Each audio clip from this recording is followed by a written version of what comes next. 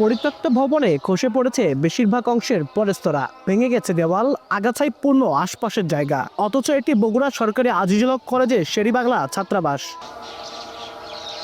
2009 সালে সরকারি আজিজুল হক কলেজে ছাত্রলীগ ছাত্র শিবিরের মধ্যে সংঘর্ষের পর বন্ধ হয়ে যায় শেরেবাংলা, শহীদ তিতুমির ও শহীদ আক্তার আলী মুন হল। এগুলোর মধ্যে 2016 সালে আক্তার আলী মুন হল ও 2019 সালে শহীদ তিতুমির হল সংস্কার করা হয়। এরপরও চালুর উদ্যোগ নেয়নি প্রশাসন।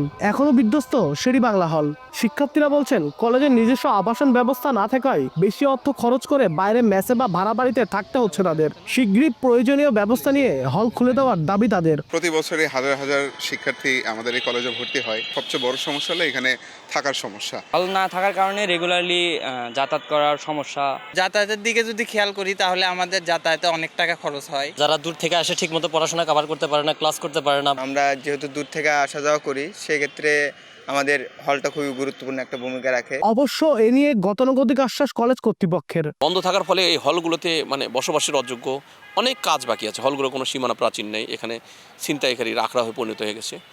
এ বিষয়ে আমরা আসলে আমাদের কলেজ প্রশাসন, শিক্ষা প্রশাসনের সাথে যোগাযোগ করেছে বিভিন্ন সময়, তারাও চেষ্টা করছেন। আমরা প্রকৌশল যে আছে শিক্ষা প্রকৌশল অফিস আছে, তাদেরকে বলেছি এটা মেরামত করে দেবে। তারা এটা যদি বসবাসের উপযুক্ত করে দেয় তাহলেই এটা চালু হতে পারে, এবং আমরা ছাত্রদের জন্য আরও যাতে হোস্টেল চালু হয় সেজন্য ঊর্ধ্বতন কর্তৃপক্ষকে অবহিত করতে আছি এবং চেষ্টায় আছি। কর্তৃপক্ষের তথ্য মতে সরকারি আজিজুল হক কলেজের 30,000 শিক্ষার্থীর মধ্যে অর্ধেকই ছাত্র।